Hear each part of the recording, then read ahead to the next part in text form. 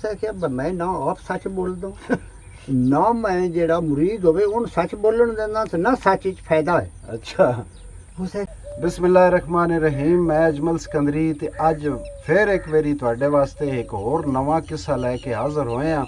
किस्से दे बैकग्राउंड दा भी कुछ नाल नाल तुहानूं दस्सीए कि किस्से सुनाने दे भी खास खास मौके हुंदे न, जिवें कि दारियां च बह के या जिसले बंदे कणक कपदे हन, दोपहर दी रोटी खाण लगियां जिसले इकट्ठे हुंदे हन, वेले हुंदे हन ते ओह जनाब पुरसकून होने वास्ते इकिन विचों आखदे हन कि कोई किस्सा सुना। इंज ही बहुत सारे छेड़ू जिस वे मझां छेड़ते होंदे हन, चुगाउंदे हन, ते ओह भी जिस वे इकट्ठे हो के किसी रुख थल्ले छावें बहंदे हन, ओह भी एक दूजी ने किस्से सुणाउंदे होंदे हन ते लज्जत लैंदे हन किस्सियां दी। ते हुण जनाब इस वारी साडे कोल जनाब इकबाल साहब छेड़ू दे रूप विच मौजूद न, मझी चुगा रहे हैं ते असां बहा लिया कोल। इस्से हाल विच इस्से भी साडे कल्चर दा एक नक्शा है जिहड़ा कि बड़ा सोहना आई।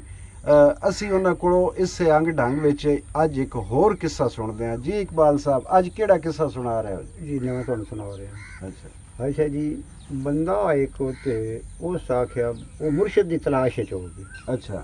भाई कोई मुर्शद फदना अच्छा फदना, वो एक फकीर को गया तो फकीर ने उस आख्या मैं काफ़ी दिहाड़े तलाश की जी हाँ। मैंने कोई अच्छा बंदा नहीं लगता भाई जेड़ा सच्चा ते चंगा होवे, सच्चा मुर्शद होवे, सच्चा मुर्शद होवे।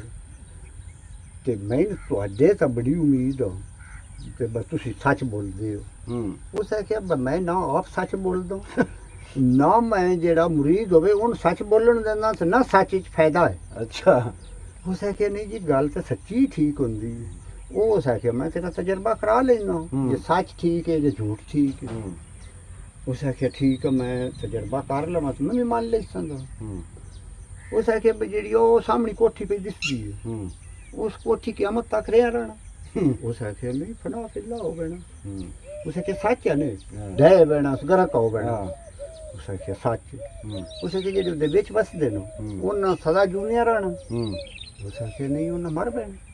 वो मर सुन उन्होंने दे पुत्र मर सुन पोतरे मर सुन अग्गें इंज दी मर्जी दुनिया निकलदी हुंदी है।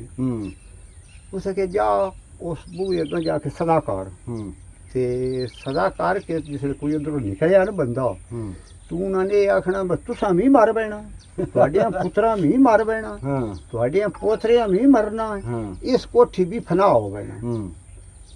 अगो मुड़ जेड़ा सूरत हाल होई है सच ते ही है, सच ते ही है। उस आख्या बिल्कुल सच। उस आख्या जा सदा करके ते उन्होंने सवाल सुनाओ ते अगो मुड़ पता लग सी बकी याद देन। उस ई जाके गल कीती वो सवाल कीते उस अंदर उस जनानी ते एक मर्द निकलिया।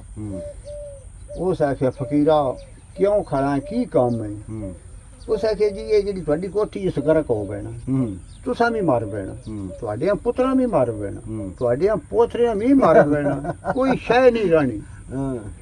वो बुढ़े जात छोरा ललखरिया बधिया कोई सोटा लाया उन्हें दो त्रै उन सोटियां भी मार लियां, कोई धक्का दौड़ा भी दे लिया उन्हें ते उन्हें चिकिया उत्थों निकल तू ये जेड़ा लगावत दवाई दिया देऊ। वो आ गया उस मुर्शद को, मुर्शद को पूछा बादशाह की दे? उसे उन्हें बड़ा मारिया मैं। उसे कि झूठ मारी जो सच्ची की थी? उसे कि बिल्कुल मैं गल सच्ची की थी, ना कोठी राणा है ना उन्हें राणा ना उन्होंने पुत्रा राणा है ना पोतरिया राणा। उसे क्या गल तो सच आ ना? उसे क्या सच आ? उसे क्या सच पीछे ही मरी में? उसे क्या सच पीछे ही मरी में? उसे के जा जेड़ा वो फलाने मकान उन्होंने दे बूहे अगे जाके तू सवाल करना हुण तू मरना सारा कूड़ तू जाके गल करनी है तुहाडे कोठे भी ये कायम दायम रहने तुहान भी तुसां भी ये कायम दायम रहना है, तुहाडे पुत्र भी बिल्कुल ठीक ठाक रहने, पोतरे भी ठीक रहने। ते वो है उड़ो सके सारा है झूठ। वो न कोठे भी नहीं रहना, वो न आप भी नहीं रहना, उन्होंने पुत्रा भी नहीं रहना, पोतरियां भी नहीं रहना।